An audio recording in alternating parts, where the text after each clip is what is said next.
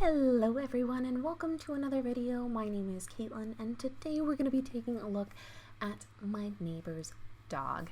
He's a tiny little guy and he's a rescue, so there's no way of knowing quite what breed he is, but it is likely he is a mix of a terrier and a chihuahua, and he is the friendliest, most adorable little thing.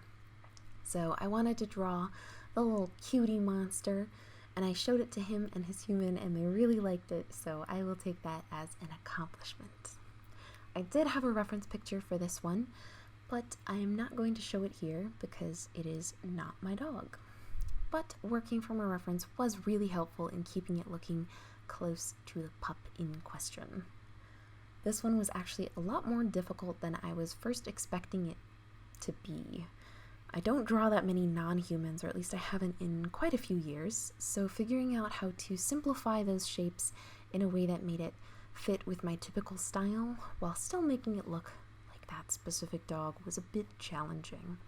This pupper doesn't really have any unique markings or anything that I could play up to emphasize his look, except he does have pretty big ears, almost like a fennec fox. And he kind of looks like a permanent puppy because of that, which is super cute. Overall, I feel like this design actually falls into a somewhat generic realm. It's not realistic, it's not super stylized the way I usually do my style, keeping it pretty minimal or geometric shapes. So I feel like this is lacking a little bit. I think the design could have been pushed a little bit more, but for my first dog in a long time, not too shabby. Lighting has always been something that I admired in other artists' work and just in life in general. Lighting makes such a big difference in the mood of an atmosphere. When I was working on the drawing I did for Captain Marvel, that was a sticking point. Something that really stood out to me was how flat that lighting fell on a piece that could have really used dramatic lighting to emphasize her powers. So in between the Marvel piece and my Deadpool piece, I did this as a practice piece. I wanted to play more with the lighting on this, and I didn't originally intend to use it as a way to make Deadpool's lighting so dramatic.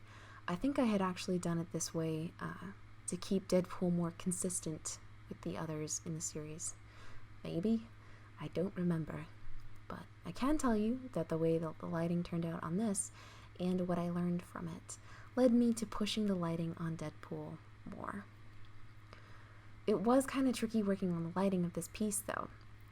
Not only was I new to doing lighting this way, but I was a little dumb and I made the lighting the same color as the dog's fur. I had to play with it quite a lot to get it to pop the way that I wanted it to and not just blend in with his fur, or worse, make him look radioactive. When I think of lights, I think of the bright spots, the glow, the love. But all that means nothing if you don't also have darkness to let the light really shine. It needs balance, as all things do. Once I figured out that I also needed to make the dog a little bit darker in order to let those lights shine, that's when it started to come together a little bit better. Watching it back now, this is one of the most satisfying ones to see come together. I can see all the parts where I didn't know what I was doing, and slowly but surely I found a way to make it work, and I ended up with a piece I'm somewhat happy with, and I learned so much from it. The background in this one isn't that elaborate, but I also went through a lot of changes with that as I worked as well. It looks like at first it might have been going for like a sunny day, grassy field, blue skies kind of vibe, which I don't remember wanting, so I must have picked those for my bright working colors instead of the actual colors. If you couldn't tell already, it's been quite some time between when I drew this and now recording the voiceover, so quite a lot has been lost to my memory. I wanted to put a few flowers behind him because the reference picture that I had of him was in front of a bunch of beautiful orange flowers, and even though I didn't want to have to draw all of those flowers for what was supposed to be a quick practice piece, I did want to give a nod to those flowers and add some depth. The clouds as well I added to give it more height and break the border. It's a trick I use a lot, but what can I say? It's a good trick. It's a way to contain things without making them feel cramped and claustrophobic. There is going to be a bit of a jump at the end between the recording and the final piece on the end screen. I think I just got frustrated with doing all the little tiny tweaks, so I ended up just stopping the recording, and somewhere in there, the white ends up a deep purple. Looking at it again now, I don't really mind the white, but I do think the purple adds that contrast that helps bring out that light. Again, balance. It's what we all need. Overall, I'm satisfied with this as a practice piece, but I think I learned a lot more from it than the final product is visually worth. That sounds harsh. Meaning it looks like a small, unassuming little spot illustration. And it's cute, but it's not remarkable.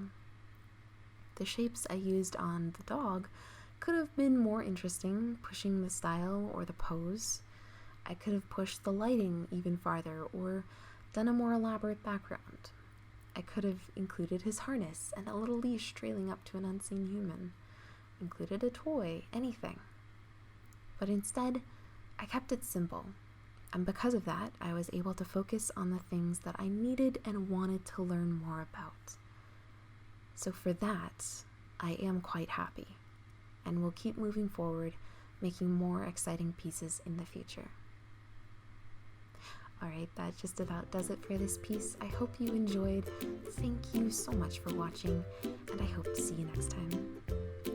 Okay, bye!